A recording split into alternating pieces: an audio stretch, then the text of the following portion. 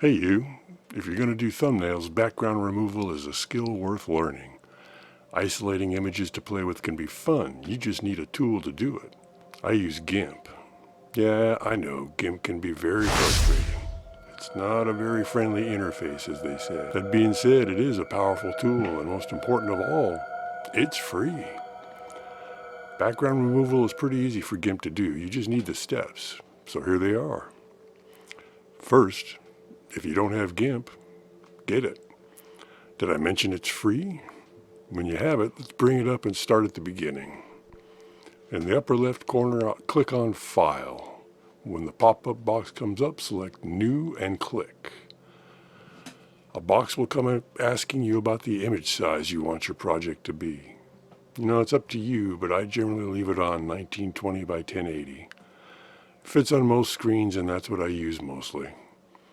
Click OK when you have the size you want. Now we need to add an alpha channel to achieve transparency. Click on Layer, then click Transparency, and highlight and click Add Alpha Channel. Then go over to the Layers box on the bottom right and click on the eyeball icon. You should see a checkerboard pattern on the screen. Click on the chain icon to lock the layer in. Now it's time to bring your image in. Click on File, click Open as Layers, and up comes the box that gets the image files for you. Select your image and open it. Now go to the Layers box and check the file type.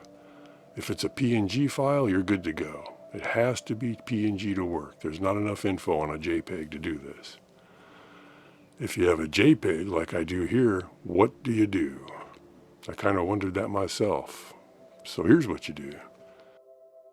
With the image layer highlighted, go to the File button and highlight and click the Export As option. In the box that comes up, name your new file at the top. Decide where it will go so you can find it later.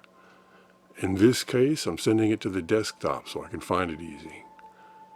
Then move down to just above the Help button and click on Select File Type by extension. Scroll down through the various file types until you get to the PNG image and click that. Click Export. Another box comes up. Click Export again, and there it goes.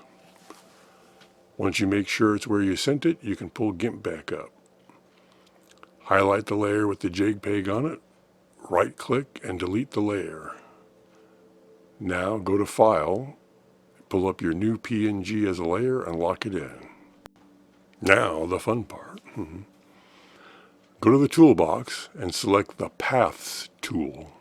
It's right between the Smudge tool and the Text tool. Click on the edge of the image you want to save. This is your first anchor point. Keep moving along the image, clicking anchors as you go. Keep in mind that the closer the anchor points, the more detail you can get. Gimp will draw a straight line from point to point, so any direction changes will always happen at one of your points. Did you put an anchor where you don't want it? Use the undo button to make it go away.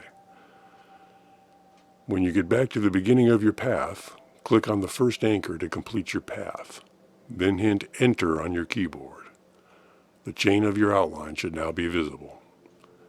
Next, pull up Select in the top left of the panel, highlight Invert and click. Then hit Delete on your keyboard. Your background is now removed. Now go to File, click Export, and put it somewhere safe until you need it. To double check it, pull it up from where you saved it. You should see your image on a dark background, but not a dark black background in the 1920 by 1080 shape behind it. If you see that, it's not transparent. If you put it on your desktop, it will come up as transparent if it is. That's why I generally send them to the desktop. It's a little quicker workflow. See it, check it, done. Once you have your image, the rest is up to you. You can put it here, or here, or here. Well, you get the idea. As with everything, practice just makes it easier over time. I blow these out pretty quick now. It just took me time to figure out how to do it. Now that you have the info, I really hope this helped you on your creative journey. Thanks for watching, and remember, if I can do this, you can too.